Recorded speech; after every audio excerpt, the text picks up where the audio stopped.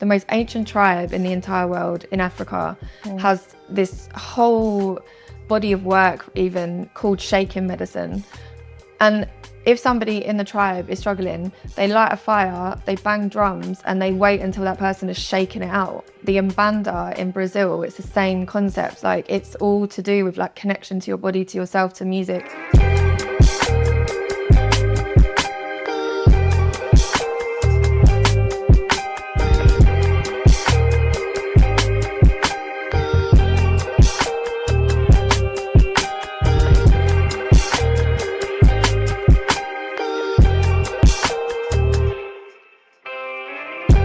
Hey, welcome back to Soul Awakenings with Madiha Sosan podcast. Today we have a special guest, Emma Marshall. Hi, my name is Emma Marshall. I'm the founder of Movement is Medicine UK, where we teach people how to combine neuroscience with dance and music to get into the body to release stress, tension and emotion. Hi, Emma. Hello. How are you doing? Yeah, I'm good. How are you? I'm so glad to have you here. Oh, thanks for having me. Oh my God. Yeah. We first met at Tales to Inspire podcast. So you did a podcast with Krish, who's a good friend of mine. And you guys were TEDx speakers. So you were both in the same event. And I was sitting there listening to your story, and the way you came across, it was just incredible. I just wanted to get you on the podcast. I was like, can I get her on the podcast? Krish, can you get her on? He's like, right, let me introduce. And here we are. Here we are. Magic happens. Yes. So I know who you are. Our listeners don't know who you are. Can you tell us a bit about yourself? Yes, so I'm Emma Marshall, founder of Movement is Medicine UK. So what we do is we teach people the neuroscience behind movement, dance and music, and how to utilise movement, dance and music into your everyday life for your health and well-being. But yeah, I've got a bit of a story behind where it all came from, so I'll probably tell you that. So I worked in the music industry for a very long time. But when I was working in the music industry, I had some really strange health issues, and no one could kind of tell me what was wrong. And it just went on and on and on. And then eventually in 2019, my body completely shut down and I nearly died. And I had to go to Mexico for medical treatment. In Mexico, couldn't walk, was having seizures, was like really, really ill. They found that my immune system, my nervous system and my endocrine system were affected. I had infections that my body couldn't fight. And yeah, it was just kind of like, we don't really know why. We don't know why this is happening. So all of this accumulated, it kind of set me off onto a journey of like recovery, because I was like, well, I'm not going to get better. Like, that's just not an option. So yeah, I went on this huge journey of like exploration, looked at all these different like healing modalities, as you know, Western medicine, and then through to like plant medicines, through to movement, through to chiropractic, anything you can name, I've probably done, or at least researched. And yeah, I kind of got to a point with everything where I needed to start to move my body again, especially not after being able to walk. It left quite a lot of damage in my knees, and I used to get like a lot of pain and swelling and that kind of thing. So one day I just woke up and like, I think it was personally the voice of God. It was like, you've got to move, like you've just got to move. But it was the pandemic at this point. So there was no resource, no nothing. So I just put tunes on, one song a day, and just started to move my body to the music, and just started to like really tune into how I was feeling, where I was holding on to pain and tension and stress. And then dove into like research around movement, the nervous system, stress, trauma, how it affects us physically. Realized that my entire journey had basically been an accumulation of like a series of chronic stress that led into traumatic stress, that led into medical trauma, that just went on and on and on. And I kind of had to unpack all of that myself, but physically. But it led me to do what I do now, which is like I've created a whole body of work, and I've taught it to thousands of people all over the world, about utilizing your body to release stress, and doing it to tunes that you would hear at a rave or at a festival.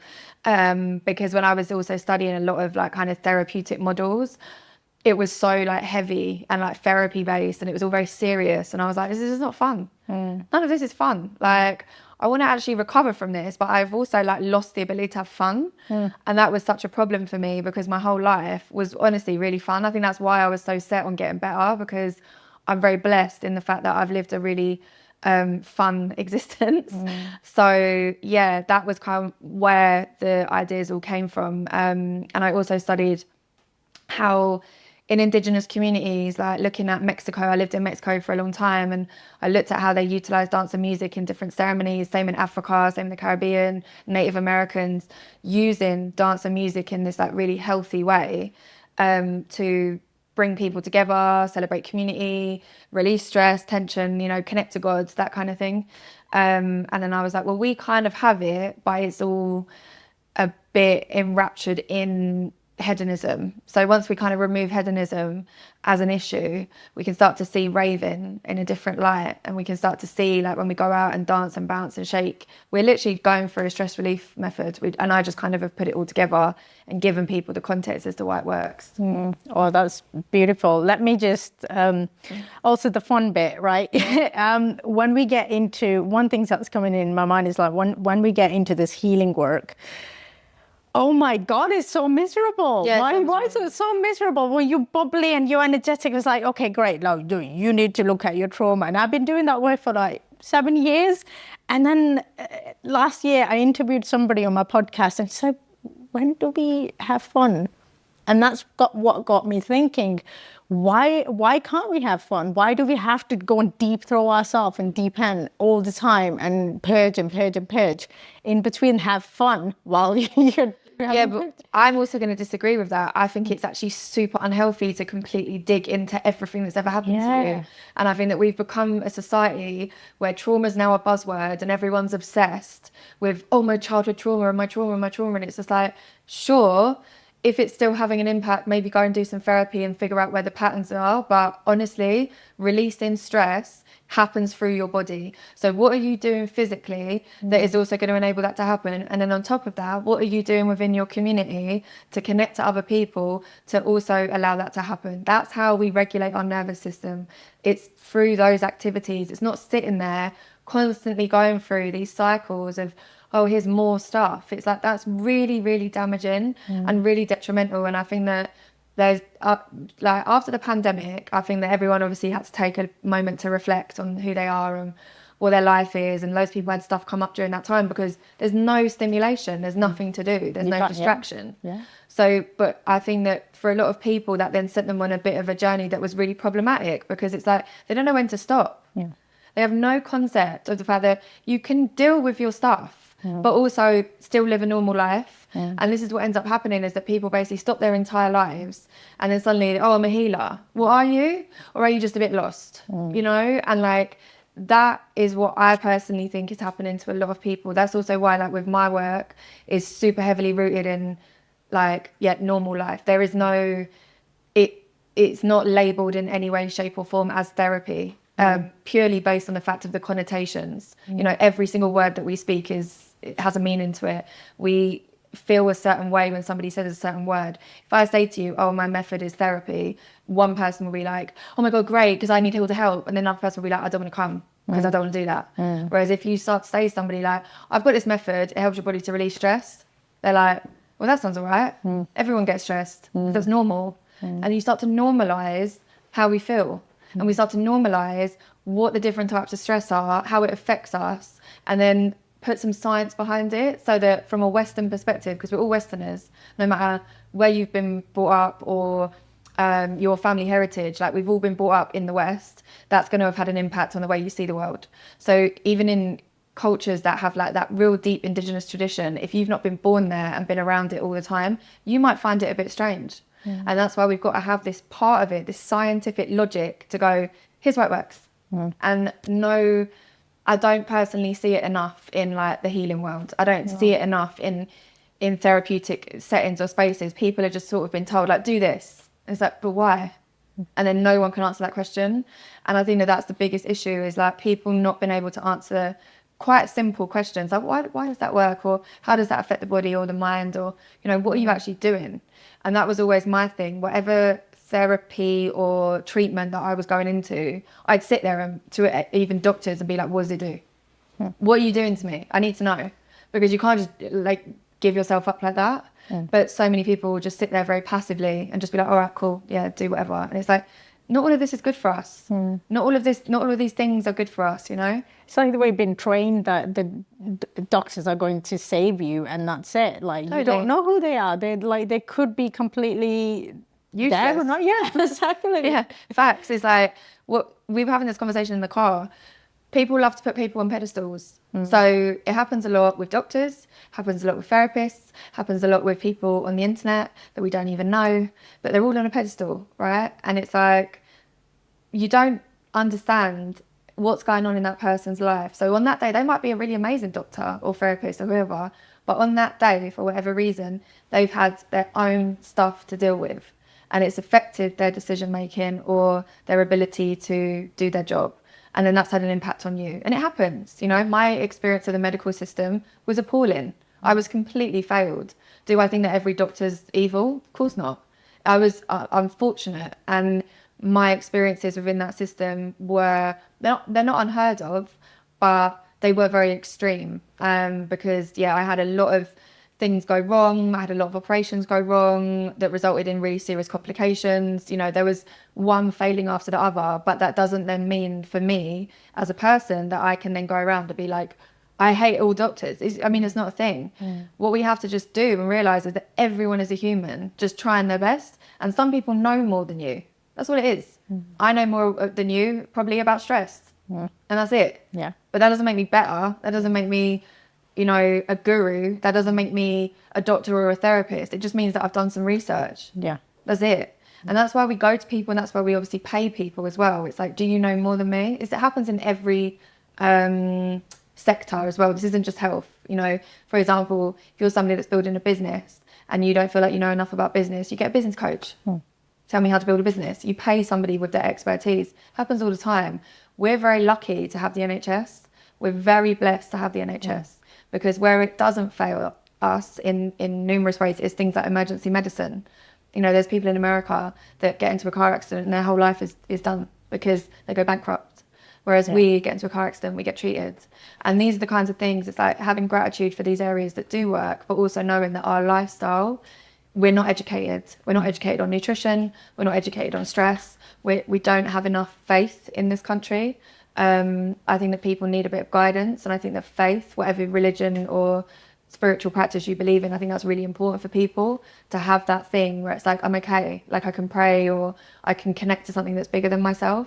We don't have an overriding, you know, state. You just have country. One way of this is how it is, or this is how it is, or this is how it is, when it's actually all in one. Yeah, there's loads of different ways in which you can practice these different things. It's just, all it comes down to at all points, so it's education. That's it. It's like the education isn't there. Obviously now with social media, it's a blessing because we've got an abundance of education. So it's about finding the right education from the right sources, because even though there's an abundance of education, there's loads of nonsense, loads of it. Yeah. So again, it's just like, I don't know what the answer is. I don't know where like things are going to go. I think that people are starting to realize that they need to take agency. They need to be more empowered in the fact that you just can't just give your body and your mind over to somebody without asking questions. And I think that that's becoming a bit more prevalent. I mean, like years ago, not many people practice meditation, yoga, or aesthetic dances and that kind of thing. And it's come into recent times, especially over the last couple of years, I'm seeing a lot more and more progress in that. So we are heading that way. It's just going to be very slow. I mean, yes and no. I just think that stuff has always been there. It's just not been on the internet. Yeah. That's all it is. Awareness of it. Yeah, that's all it is. It's always been there, you know, like these practices essentially, like, call it ecstatic dance, but I don't call it that. It's just dance. Dance and music is rooted in every single culture around the world. The most ancient tribe in the entire world, in Africa, has this whole like body of work even called shaking medicine. And if somebody in the tribe is struggling, they light a fire, they bang drums, and they wait until that person is shaking it out. The Umbanda in Brazil, it's the same concept. Like, it's all to do with like connection to your body, to yourself, to music. this stuff is not new. It's just the awareness, because of the information overload that we now have. People can obviously look at different practices from different cultures quite easily. Now, I'm from London. I've looked at different practices from different cultures since I was like 5 years old. You know, going to primary school in an area where I grew up, there's every single culture in this primary. I did African dance at the age of 7, 8 years old. Normal for me. And I'm a white woman. Whereas the amount of people that have never even heard of this concept, it's just like, oh wow, you know, yoga was an alien concept. It was just a concept for hippies that had traveled around India, you know? And now it's everyone and their dog wearing Lululemon doing stretches. It's like, it's a thing. And it's only a thing because of social media, because of visibility. And that's all it is. It's not that it hasn't been around, it's just the accessibility has changed. And then who is then deciding to, oh, I'm going to go and learn that, or I'm going to go and share it with my community. And that's how, you know, that's the kind of melting pot of oneness, which is really great in this country in a lot of ways. Well, not in this country, but in certain cities in a lot of ways. It does exist in that regard. And I think that that's where we find genuine, like, connection. That's what we're always looking for and searching on these kinds of journeys, is like connection, you know? Yeah, I totally agree. Let's go back to your health. So you were diagnosed with CRPS. Yeah. Right? Done my research. Yeah, you have. Yeah. Tell me, how did that start? What was going on there? Yeah, all right, cool. So CRPS is also known as complex regional pain syndrome, and that is a nervous system disease. And they still don't really understand it. But it usually happens after trauma, as in physical trauma. So they see it a lot in like the military. So if somebody gets shot and then afterwards they have like really serious pain conditions, this is basically what CRPS is. And it happened to me. I didn't get shot, but I got tripped over in the street and broke my arm. And then 2 days later, I was in the worst agonizing pain I've ever been in. And when I was younger, I used to play football. So I was injured several times. I've broken my foot, I've broken my arm 3 times. Like, it's not alien. It's like, it is what it is. Like, do you know what I mean? You break a bone, you get a cast, it's all right, it's fine. But in this instance, I was like, there's something wrong. Like, this isn't the broken bone. And I think like a lot of people in general that go into a hospital or a doctor, they're like, I'm in pain. They just think like, oh yeah, whatever. Do you know what I mean? Gave me like paracetamol, and I was like, no, like it's really, there's something wrong. And it took me 3 months to get to a diagnosis where I finally saw a neurologist, and then had all the nerve tests done, and they said, yeah, you've got this syndrome. And they basically explain it where your brain obviously sends signals down saying, you know, we're in danger. That's what pain is. There's something wrong. So we need to do something about that. So for example, if you touch something hot, that sends a sensory input to your brain saying that that's dangerous. The wires get completely warped for some reason that they don't really understand why. So you're basically sending these pain signals all the time, being like, you're on fire, like all the time. And you're not, you're like sitting here.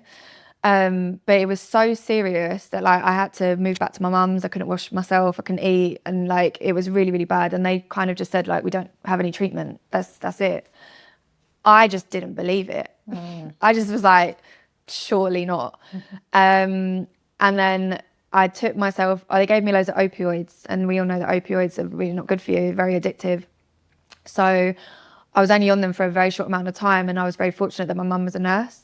So because she was a nurse, she's seen what opioids do to people and how addictive they are. So I'm there like popping like 6-7 tramadol a day. Wow. And then she's like, no, because you're still in pain. Like, they're not working. So of course you're not going to take them. And I was like, no, but they told me. And she was like, no, put them in the bin. And then I was like, right, I'm just going to start smoking weed, because I've smoked weed since I was like a teenager. I'm just going to start smoking weed because I know that weed helps with pain. So I started smoking loads of hash, and it was the only thing that allowed me to sleep, eat, function, and kind of get back to normalcy. And then I found this physio, and the physio that I found, he was so sound. It's like everyone that I found who's had like a more holistic understanding of like health, he was one of those people. And I was only meant to have like 12 sessions with him on the NHS, but he extended it for like a year, and I worked with him once a week. And he couldn't work out like why it was all up here. That was kind of where the issue was. And then it all went down into my left arm. So if I was in a sling, couldn't move, and I had this like fiberglass cast that was like up to here and then up to here, so I could only move like this. And yeah, he just kind of treated me, but he was really big on like no painkillers and all that kind of stuff. So we were in the same lane. So I used to just bring like THC oil, and he used to rub it into my skin, and we were just trying different things. And it was a bit more maintenance than anything. It never really kind of worked. But I hadn't at this point researched or understood the nervous system. I hadn't done any of the research into stress. I hadn't understood like how stress can affect us and how injuries can affect us and all that kind of stuff. And when I actually started to look into what CRPS is, it's like on the pain chart, it comes above childbirth. Like it's super, super serious. Wow. It's actually nicknamed the suicide syndrome because a lot of people in chronic pain clinics and like kind of specialities, they can't carry on because they're like, well, there's no hope and I'm in all this pain and it's super, super serious. So I'm very fortunate that like all the kind of work that I've done on myself and everything that I've managed to understand, especially about trauma and stress and the body and how the nervous system works, you know, it doesn't affect me anymore. So what did you do to overcome it? There was no one thing. It was, you know, years and years and years of having to recover from so to go back for context, just before I broke my arm, I was hospitalized for a kidney infection and I had to have a catheter. So that happened like 2 weeks before I broke my arm. Then I broke my arm. And then after maybe 4 months of that all happening, I had to have my appendix out. This was in the space of 6 months, all of this stuff.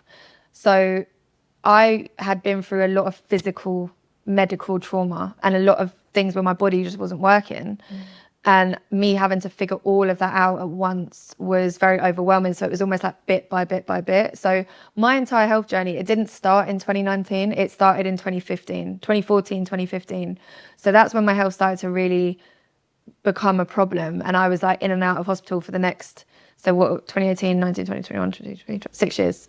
6 years. Yeah, 6 years to recover, really. Wow. Maybe a bit less, but yeah. So did you have any herbal help or? Yeah, totally. Aside from and you mentioned homeopath as well. Yeah. So I was seeing, I mean, when I say you name it, I've done it. Yeah, for real. Yeah, it's like I've gone to Chinese medicine practitioners, I've gone to homeopaths, chiropractic, herbalists, like energy healers, osteos, physios, like anyone that's kind of in that realm of looking at everything more holistically, I've done it. Yeah. Probably the best approach as well, because you don't know what works best, right? This is the thing. Health, this is what I get really wound up with as well, right? Is that people are like, I've got the cure. I've got this method and it's the cure. No, it isn't. Why are you lying? You can't be the cure because everyone's too different. That's not possible.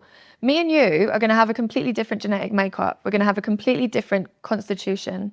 So because of that, I can do this whole protocol and it will work perfectly and I will be cured. You will start taking it and it will make you worse. And this is what I find really frustrating. And it's like, that's why with my method, the one thing that I've done to make it just universal as possible is just because it works for stress. And everyone gets stressed. That's it. But I can't promise anything. I can't be like, this is going to do X, Y for your exact condition. I don't know your exact condition. I can't tell you because, as I said, if you're coming to my sessions and you're doing it weekly and you're starting to feel better, but you're eating McDonald's every day, what's the point? No, exactly. This is the thing. It's like health is a building block, right? And then, so the stress kind of body stuff, the trauma stuff, that's one element to it. Nutrition is another. Sleep is another one.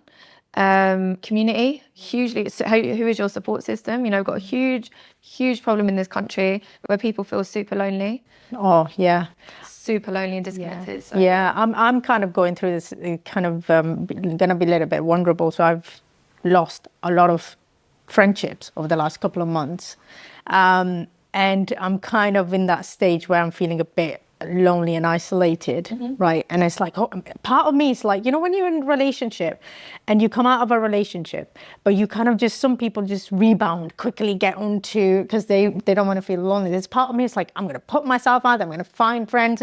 But actually, no, kind of just sit still, Yeah. let it process, and then it will just come. But I'm in that stripping away phase right now. Oh, it's so uncomfortable. Oh my God. It is really painful. Really, really. Yesterday, I was like, today I'm bubbly into yesterday. It was a completely different story. I was having a meltdown yesterday. Because it's grief. Yeah. That's what it is. It's a grieving process, and it's like having to go through that grieving process. But the best thing you can do though is go and put yourself into like community settings, like what I did.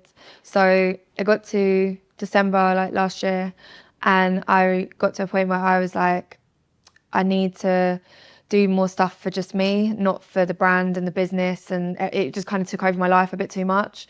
And I was like, I've done this. Like I've been burnt out from work, like, and I'm doing something that helps people with stress. Like this is stupid.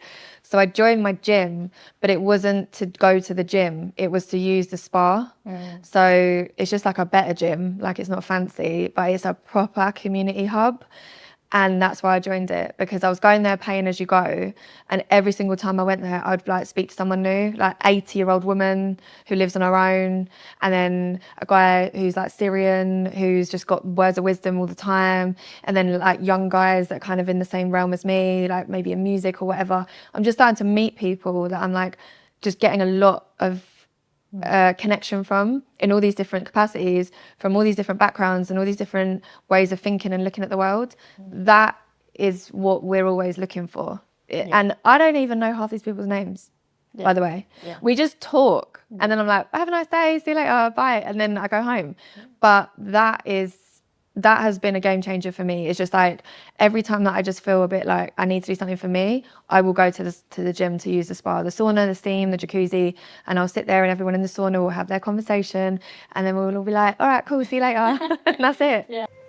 Hey there, healers, wellness warriors, and holistic fans. Exciting news. We've just teamed up with Listening to Smile, a company all about healing through music. Imagine listening to music that doesn't just sound good, but actually makes you feel better. Now, here's the deal. Just listening to that music for 20 minutes a day could make a huge difference to your mind, body, and soul. And guess what? You get 20% off their awesome albums with the code Soul Awakenings. But wait, there's more. Want to improve your practice, earn more, and keep your work safe? Then this program is for you. It's all about opening up new possibilities and protecting what you create. So, are you ready to get started? Head over to their website, www.listeningtosmile.com, and let's begin your journey to feeling great. Don't forget to use the code Soul Awakenings to save 20% at checkout. All of these links and the code will be added to the description below. Let's awaken those souls together. So, having gone through a lot of health issues, mindset is really important. How did you cope emotionally and mentally? I mean, it took a lot of work to really understand how to. Like in the earlier days, I used to victimize myself a lot. I think that being a victim is important. If you are being victimized, I think that that's an important thing to acknowledge. Don't stay there. You don't want to be a victim your whole life. That's an exhausting place to live. So an ex-boyfriend of mine, actually, he was the one that was like, you're being a victim, snap out of it. And I think I just I'm really good with tough love. Tough love works on me. I can't be kind of coddled. I just get annoyed with it. I'm just like, just shut up. But tough love really works with me. So yeah, he kind of snapped me out of that. And then I was like, oh yeah, that's true. That's a good point. And it just kind of went from there, where I started to just do stuff that I found helped and was more empowering. But the most empowering thing for me was studying. Like, when I was ill, all I had to do was research. I couldn't work. I had to quit my job. And not just my job, my career. I was working on a huge project at Sony, and I was devastated, and I had to quit this project, and I was just like, oh my gosh, like, what am I going to do with myself? And I've got all this time, and I'm ill, and I'm in my head, and that's all I'm doing is just researching. So I've spent so much time trying to figure out like what made sense and what didn't make sense. And as I said, there's so much information out there now. It was like trying to figure out what worked for me as well. And I've had a conversation once with Mo Gaudat. I don't know if you know who that is. He's like an ex-Google kind of tech wizard, but he has this whole ethos and theory around happiness. And he went through his own really, difficult situation where his son passed away. And I had a conversation with him, and he just said something in this conversation that just made me realize, like, if we are feeling a certain type of way, watch something or do something that's going to make you happy. Like, I know so many people that are like, I'm traumatized and I don't feel great and blah blah, and I'm like, what do you watch on Netflix? Oh, I watch murder documentaries. Okay, cool. How's that make you feel? Like, do you know what I mean? And it's just like, that's not enjoyable in the essence of, that's going to keep you in high alert. That's going to keep you functioning in a high alert space, rather than watching something that really makes you laugh or makes you feel warm, that kind of thing. So I think the content is a huge part of it, of like how to keep your mind straight. But back then, like even in 15, 16, we didn't have social media like we do now. No. It was very, very different world back then. And I think that, like, as I said, I had a very fun life. So I had all these health things, but I've said this before, like, I do feel like the reason that I was able to kind of hold on so long was because I was also blessed enough to be at this gig and event and this festival and working with this artist and constantly, listening to new music and being in and amongst like that energy, like creative energy, is really powerful. So yeah, those kind of elements were really, really key. But I think that when it got really serious, I mean, don't get me wrong, I went through points where I nearly gave up, where like I woke up some days, I was like, I literally can't do this anymore. I want to die. Like, I can't, it's too much. Those days, I don't know, to be honest. I think probably my mum, basically a bit of tough love, being like, no, you're not doing this, like, snap out of it. And that, as I said, like, that worked for me. There was moments in time, I've spoken to her about this, obviously now upon reflection, where I'm like, I probably needed a bit more compassion. She didn't know how else to do it, because that's just who she is. But at the same time, like, I think that the tough love element was helpful.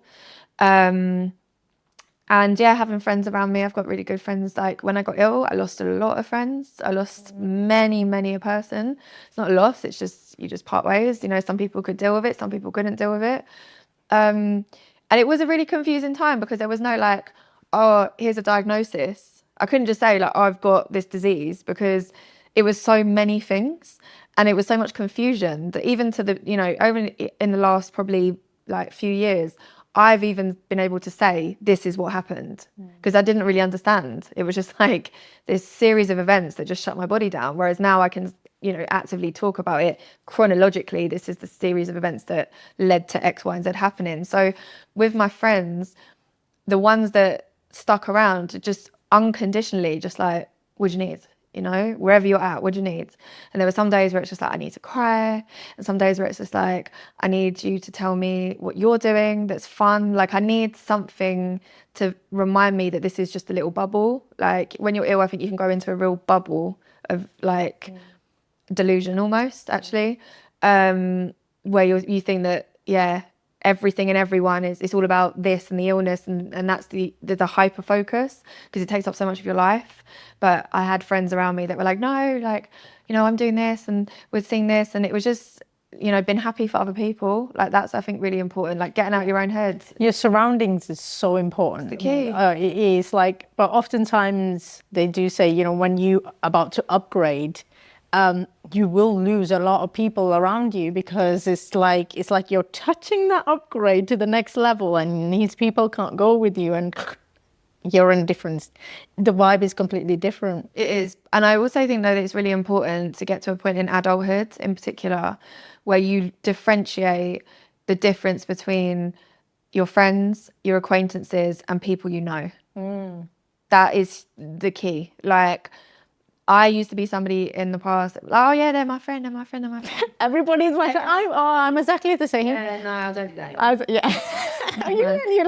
I think I'm at that stage now. But it's like, everybody's my friend. You're my friend. You're my best friend. You're my best friend. It's like, yeah, I've learned the hard way. I'm learning the hard way. Yeah, it's a tough lesson. It is. But I think that, if you are that way inclined, that comes from like a really pure place. Like when we're kids, we want to be friends with everyone. Everyone wants everyone to be your friend when you're a child. But you grow up into adulthood and you realise that actually, no, it doesn't work like that. And that's part of the adulting experience of like, yeah, who is what to me and what are my relationship dynamics and who can I be completely myself with that I don't have to worry about and that I trust and it's all unconditional. And then who are my acquaintances that I really like them and, you know, we get on and we catch up, but it's not super deep. They don't know every single part of me or my life, you know. And then you've just got people where it's just like, cool, you know. It's just cool. Yeah, it's like creating that boundary as well. Not everybody can cross it. No. You know, because then once you're like empower yourself in that state, it's like I'm okay with myself. Yeah.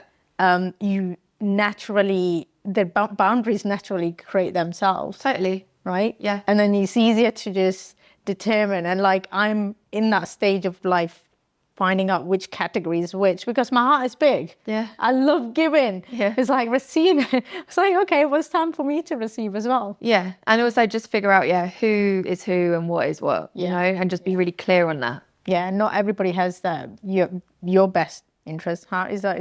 Yeah. No, not really. And like, again, but that's all right as well. Yeah. And, you know, people, it's like, there's no, unless you're actively out there trying to kind of like really, you know, go for somebody and hurt them intentionally, like everyone is going to put themselves first and you know, it's a survival thing. Like that's okay. But it's just about learning how to create a bit more compassion for people when they're in that mode. It's like if you're living in survival, but this other person in your friendship circle isn't, then the survival person isn't going to be able to give a lot. It's that simple. You probably are. And it's not ever 50-50. You know, people talk about this all the time, relationships, they're not 50-50 at all. It's always going to be a moving spectrum. So one day I can give you 80, but another day I can give you 20. It just is what it is. And so again, all these kind of things are really important and like part of the whole learning experience for me when I got ill, and like keeping my mind right, because there was just also no part of me in this whole process that I was like, this is my life. There was no part of me that was like, I'm not going to get better. Like I have to get better, whatever it takes. So, and that's the correct mindset, because it's like, I'm going to do this for myself no matter what happens. Yeah. Right. That is the correct mindset. Your mum is she works for the NHS. Does she? She did. Right. So what was, when you were going on a holistic side of path? Yeah.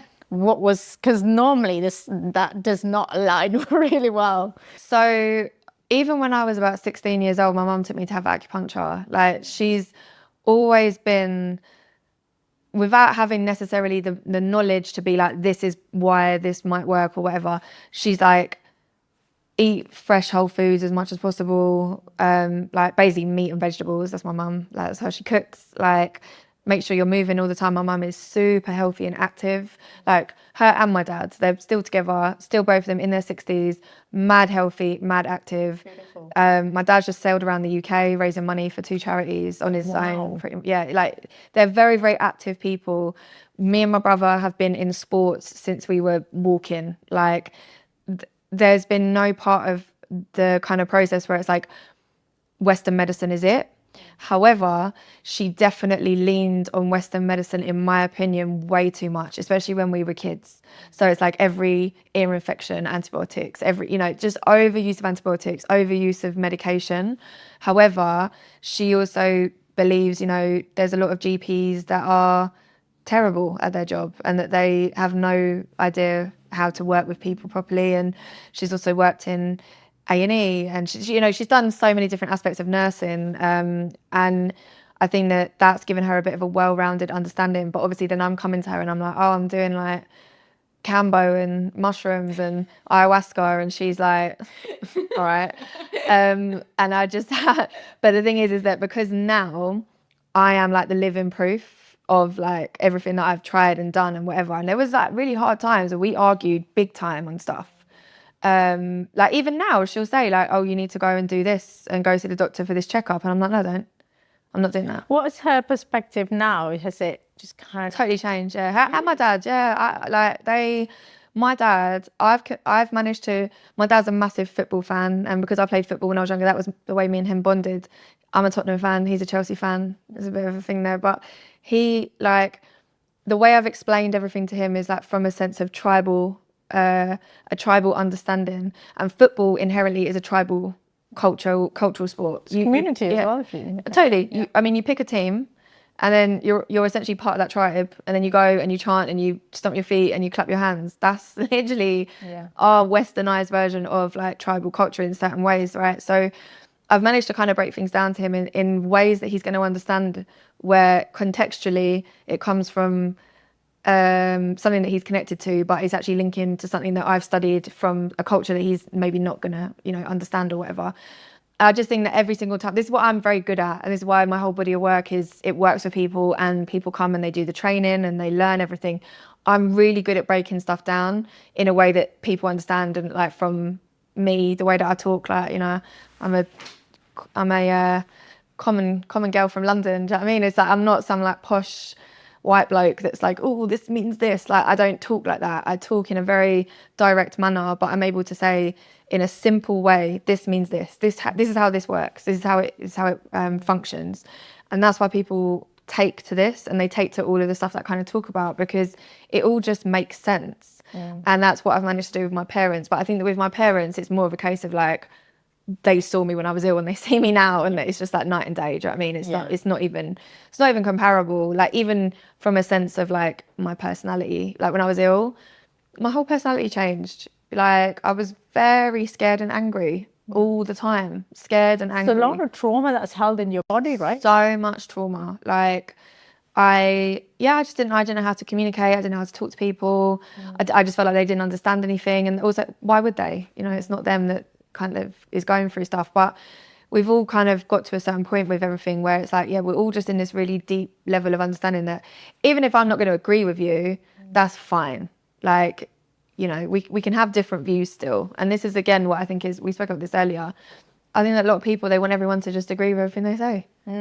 So you don't have to. That's the point. You're allowed to have differing opinions. That's okay. And that's basically kind of what we came to, is like, as a family, it's like we've got different opinions on different things. And my mum definitely, though, is like, there was a woman, I can't remember who it was. It was some like, I think it was like someone from like The Only Way is Essex. Oh, I don't watch that. No, me neither. But it was someone from that kind of world who did Cambo, but she had a reality TV show on ITV2 or something. My mum used to watch it, and then because obviously she knows that I've done it like loads. Because when I was ill, that was one of my main things that I was using to get all the toxins out and all the. So you used Cambo when you were ill? Yeah. I've done like 40 different Cambo sessions. 40? Yeah. What is the process to that? They put the poison on you, and then you vomit everything up. Oh, that's intense. Yeah, really intense. It's a very, very, it is a medicine, but the interesting thing about Cambo that I liked is that I can also look at the science and be like, oh, the reason it works is because of these peptides, and they give you this and that, and like there's different peptides in there as to why I was using it. In particular, like I had, as I said, like these infections, bacterial, viral, that kind of thing. My immune system, I was missing some key cells. Like, there was cells in your immune system that you need to fight off cancer, bacteria, viruses. I just had like none left. So that's why I was using Cambo, to like kind of replenish all of that stuff. And so I did a lot of Cambo.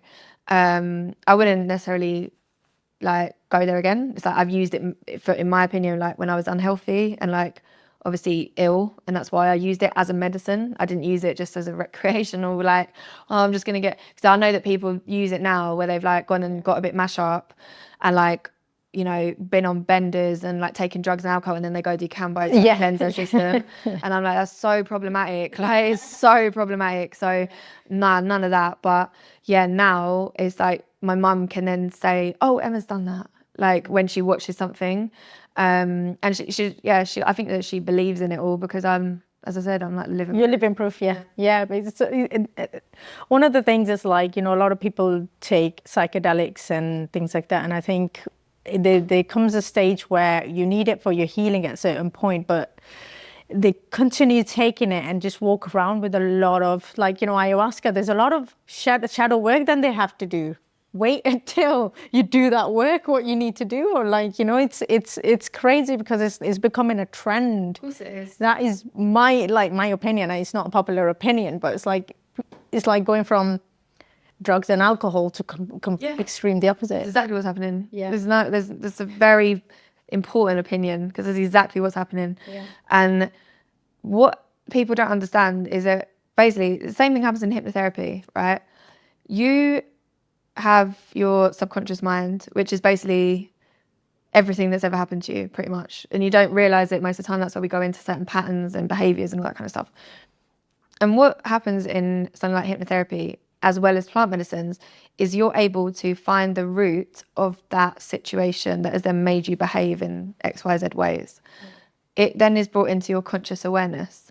Once you then have it as a conscious awareness, you can think about it and reflect upon it and be like, oh, I did that because of that, or I'm behaving like this or thinking like this because of this thing. So what's happening is that people are not understanding that that's what's happening. And then they're doing more and more and more.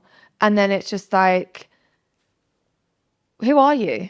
Like, who even are you? Because you're meant to be bringing forward things into your conscious awareness so that you can then process it and then deal with it and let it go. And then you go into another one, and another one. And it's like just a whole lot of, that's a trauma itself. It's just, I think it's just, like you say, I think it's just taken over the fact that, you know, addiction is seen as, oh, it's addiction, it's terrible, and we need to go and get help for drugs and alcohol and blah, blah. And it's like, I do believe that psychedelics in so many aspects are extremely helpful. You know, I've had profound experiences on psychedelics healing trauma, like big time. But I also know that, like, I don't do them all the time. I do them like rarely.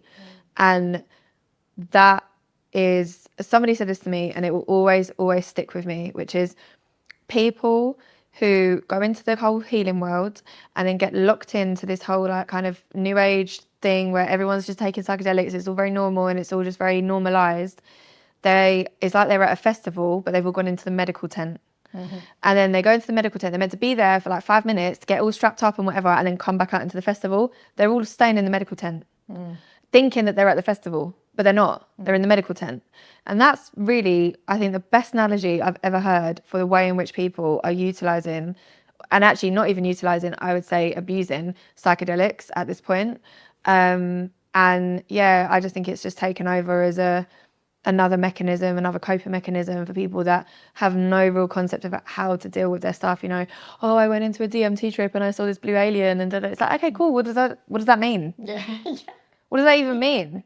Because like you need to really like figure out what that actually means to you. Yeah. Like there's gonna have your mind is giving you a projection of something that is representing in, like dreams do, you know. Yeah. And this is also why, like for me, I think like stepping out of that whole world, I was in that world, you know, and I was around it. I wasn't ever like, oh my god, I love this ever. I was like, I'm not sure about this, but I was in it because I was ill and I was searching and I was trying to figure things out. And I've seen the damage that can be done by people that have no idea what they're talking about and no idea what they're, you know, how to do integration and how to understand things that come up post these kind of sessions.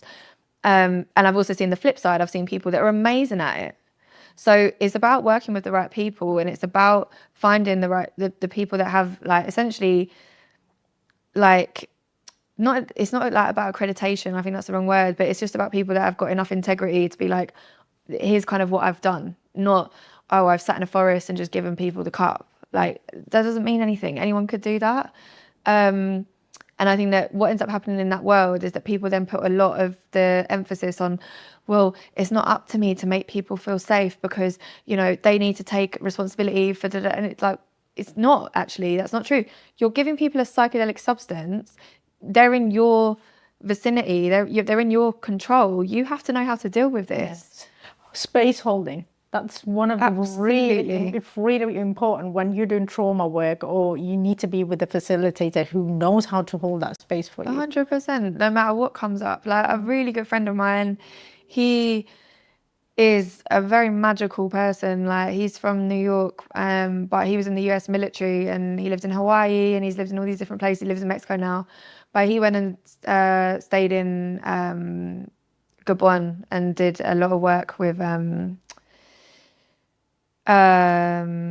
I can't remember what it's called. yeah, the shamans out there, but it was the specific plant, and I can't remember what it's gone out of my head. But anyway, like, yeah, he's done a lot of work in regards to working with like indigenous tribes and all that kind of stuff. And I've specifically done 2 ceremonies with him, solo, no one else in the room. I don't do big group things really. I never have. I've always done private because I'm like, this is for me. I don't care about this person over there throwing up. I need to, it's for me. So I've always just like paid a bit more and done it that way. And I'm really happy that I've done it that way. But I did Bufo with him. Bufo is from the toad and you smoke it and it kind of, it's meant to be like big ego death and it takes you wherever it takes you. And I just had a really profound experience on it. But the reason I had such a profound experience on it was because he just made me feel super safe. And it was that simple. And I was able to process. The message that I got from that was basically as simple as like, you have felt terrible for a really long time and here's how good you can feel. It's like the best that my body has ever felt in this session. It was just like this, it was like love basically. It's all I can explain it as. It was like love just going from head to toe, like cycling round and round and round. And I was like, okay, cool, like what else? And it was like, no, just sit in the feeling. That was it. That was my medicine trip. I didn't come out and was like, I saw an alien, like, and I think that sometimes people really play up to all of that. I don't think you did. I think that you are confused about what it is that maybe you're feeling or what you're going through. And I think that sometimes we need to just understand the feelings in the body. And this is the problem, I think, in the whole like psychedelic realm of people just going, what did you see? What came up? It's like, it's very mind heavy. We're not focusing on your body. And the body is essentially the representation of your subconscious mind. So focus on your body and it will tell you, it will talk to you. And that's kind of what I teach. That kind of leads me to what I wanted to talk to you about, resting in this world. What are your opinions on this? Because it's like every day, go, go, go, do. Even in spiritual, go, go, go, do, heal, heal, heal. Where is the rest? As I said, I don't think you should be like, I think you should just be living your life. I don't think you should be healing. I think that, like I said, if you're in specifics, I've got, this diagnosis or this thing going on and it's a very acute situation, heal, do what you need to do, take your time. If you're somebody that has been doing this for X amount of years, go and live your life. Like, that's rest. That's actual rest. When you start to enjoy yourself again. And then in terms of like daily, I mean, for me, it's like I watch stuff. Like, I love just sitting at home and watching a really good series.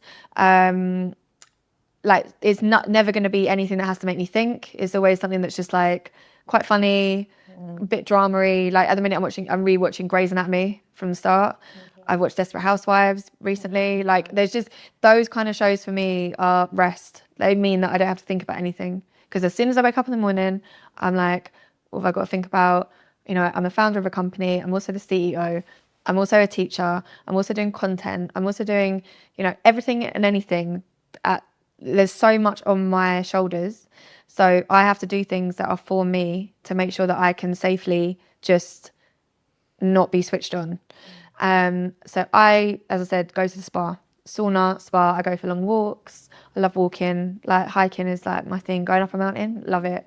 Just like doing things that make you feel alive and joyful. Like, that's rest. Not having to be constantly like, what next? Like, that is only ever gonna, this is the thing, right? Within that kind of world, we'll call it health and well-being and health and wellness and all that kind of stuff, because that, I think there's a massive kind of blur with spirituality anyway in that world. What ends up happening is that people get so stressed out that they're doing everything wrong. I'm not doing my spiritual practices right, and I haven't meditated today. Oh my God, I'm feeling like this. I'm not eating the right foods, and oh my gosh. Guess what? You're stressed. It's not mental stress, not the physical. It's you're stressed. Yeah. But and emotional. Yeah. It's emotional stress as well. And I would argue that sometimes that's probably worse. So, the issues that we're seeing in all of that stuff is that people just have no idea. They don't know what to eat. They don't know who to pray to. They don't know where to go for community. They're just clueless. And it's having this impact where people are just becoming much more disconnected from helpful things that they can do for their health and well-being. That's it. It's all it is, helpful. It's not a dogma. It's not like if you don't meditate today, you will die. Like, that's not it. And I think that people are getting so stressed out by it all that it's creating even more stress in their system, and then they'll never enjoy themselves. Yeah, I think the emotionally regulating yourself is really, really important. So like, we have fight, flight, freeze, fawn, trauma responses. I don't call them trauma responses. Do you not? What do Call you them call stress responses. Stress responses. They're not trauma responses. Explain. They're stress responses because they happen every day. You don't have to be traumatized to have a fight or flight response. I get so annoyed. Really? Yes. It's such misinformation. Trauma responses mean that by that language, you're traumatized, so you have these responses. No, you are a human. If you don't have a fight and flight response, you will die. True. You will drop dead right now. Mm-hmm. So it's a stress response and it's completely normal. You have to learn, though, when you're going into that response and what that feels like, to then bring yourself back down. And every single emotion is attached to that stress response. So if you are going into fight, guess what? You're going to be angry because you're going to need to box someone. That's literally the point of a fight response. If you're flighty, you're going to feel anxious and worried because your body's preparing you to run away. That's literally fight and flight. Those are the emotions attached to those feelings. It's nothing to do with trauma. Trauma is a type of stress, but so is acute stress and so is chronic stress. These different things are so important to understand from this level of biology. There's nothing wrong with going into these responses. They keep you alive. What you have to do is learn when you're going into them to then bring yourself back down, because we go into them inappropriately. Not everything is stress, it's a perception. So maybe it's an email, maybe it's your ex-partner ringing your phone, maybe it's a letter from your bank saying you're overdrawn. Those things can be stressful for people, and you're going to go into that stress response when you receive any of those interactions, but you're not in danger. You're fine. However, just because you've gone into fight and flight doesn't mean that's trauma. Of course it's not trauma. It's just a bank letter. So again, this is just, I'm really big on it. I'm like, it's so important for people to understand, like, we need these responses. They're keeping us alive. Like, there's been this, it's almost like a alienation of it or something, where people have got this misconception of like everything is traumatic. It's not, it's just stress. But understanding what stress can do to you if you don't understand how to regulate yourself, that's when you can get sick, and then because your cup can only take so much. So you've got a cup and then it's halfway full, and then the bank letter comes, and then your ex rings you, and then you got, I don't know, your kids winding you up. Your cup is now up here when it was down here. So how do you bring yourself back down here? That's really what it is about. I love it. So tell me more about movement-based medicine. So it's a body of work, but it's kind of turned into a brand now. So we do different things within the brand.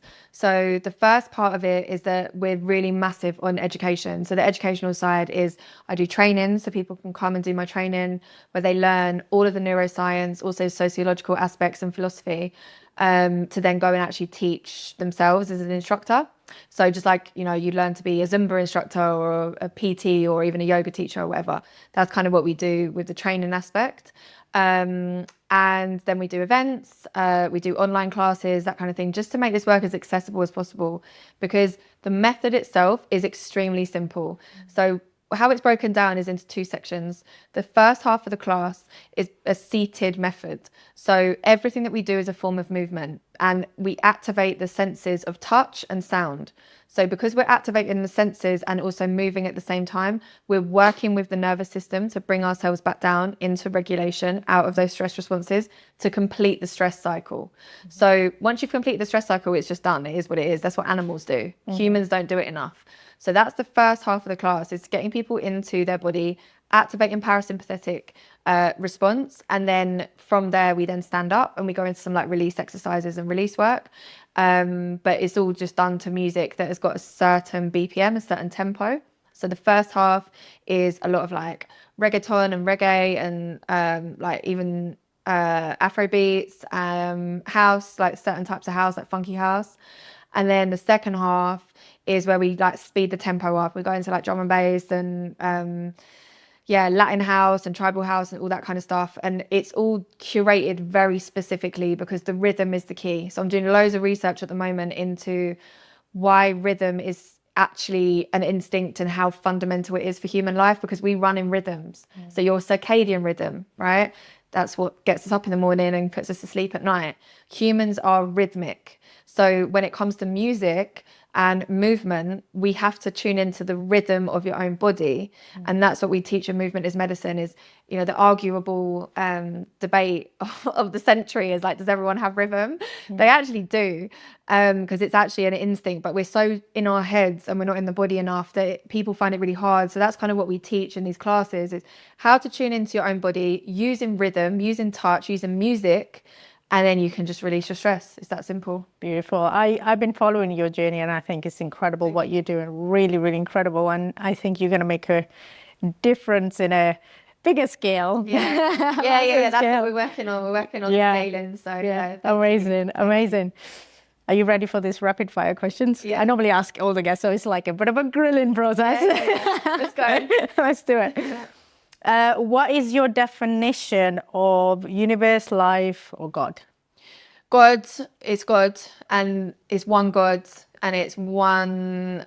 It's not a big white man in the sky that I was taught when I was in Christian primary school, but it's a higher power, very much, that is the only person you need to talk to, only thing you need to talk to for advice, guidance. You know, that is it's like your beacon. And I think that it's a very personal relationship. Like, I'm at the moment reading both the Quran and the Bible. Yeah. Nice. Because Islam and Christianity are extremely similar. There's a lot of similarities, more than there are differences, in my opinion, anyway. So I'm just kind of working out my own framework in terms of how I feel about God, and taking from each teaching and each book the parts that resonate the most for me and make sense for me as I create a further connection and deepen my connection to God. Beautiful. What do you think happens when you die? I think you go to heaven. Beautiful. What's the lesson that took you the longest to learn? That's a good one. Yeah, probably that if somebody says that they can help you, the likelihood is they want to help themselves. That's a big one. That's a big one. Do you believe that people with horrible or adversity beginnings end up creating the best futures? I think they can. I think it's a choice. It's potential too. Yeah, absolutely. And I think that they make the best change makers. Yes. Yeah, I agree. I'm fully in present moment when? Say that again. I'm fully in present moment. Oh, when I'm dancing. Yeah. When I'm dancing. I knew you were going to say that. I need to. Do you believe? This is a good one. Do you believe there is an end to healing? Yeah, I do. Yeah, we've already gone over it, but yes, I do. The world needs more, or what? The world needs more truth talkers. Yeah, people that are just saying directness. Yeah, none of this airy fairy. Like I said, I'm a big fan of tough love. People need to just hear some stuff sometimes. Yeah, I agree. Oh my God, I'm a Leo, and I'm just like, some people don't like how I say things. So yeah, you gotta do it. What is that one message you would like to share with someone who's going through a spiritual awakening, dark night of the soul, adversity, and can't see the light at the end of the tunnel right now? Yeah. What is that one message you would like to share with them? Got to start moving. Your body is going to remind you that you're in the present moment, and in the present moment you're alive. And that's the absolute importance, is that your survival mechanisms that are making you keeping you alive at all times are doing the best right now to keep you in that space of, look, we're alive, we're okay. The mind is taking you into another part of existence. Connect back to your body. The body is your key to come out of that. Beautiful. I love it. How can people contact you? So Emma the Alchemist on Instagram, movementismedicine.uk. That's also our Instagram and website. And then you can find out how to get involved. I've got instructors all over the UK and beyond. I've got people in training at the moment. I'm doing another training in May, so really open to different types of people coming and learning the method and then teaching it to their communities. And then just bigger things that are happening that we're working on at the minute. Yeah. Beautiful. Oh, thank you, Emma. Thank for you. coming on this podcast. Thanks for having me. It's like, I love your energy. And I think like, so many of our listeners going to learn so much from you. And I love your courageous, like direct and to the point energy. I like it. I love it. So thank you. It's an absolute honor. Thanks for inviting me. It's really great to have, such a good conversation. Yeah. Really good conversation. Yeah. Amazing. Thank you. Awesome. Thank you for listening to this episode of our award-winning podcast. We hope you enjoyed it. You can follow us on Instagram, Madiha Sosan 1, and YouTube, Madiha Sosan, for more content. Don't forget to like, subscribe, and share this episode with your family and friends, and let us know your thoughts on social media. A special thanks to our sponsors, the Resonance Center, for making it possible to use this beautiful space, and Razia's Bonton Salon for my amazing shiny hair and makeup. You can find this and other episodes on Spotify, Apple Podcasts, and YouTube. Thank you once again for listening, and I will see you in the next episode.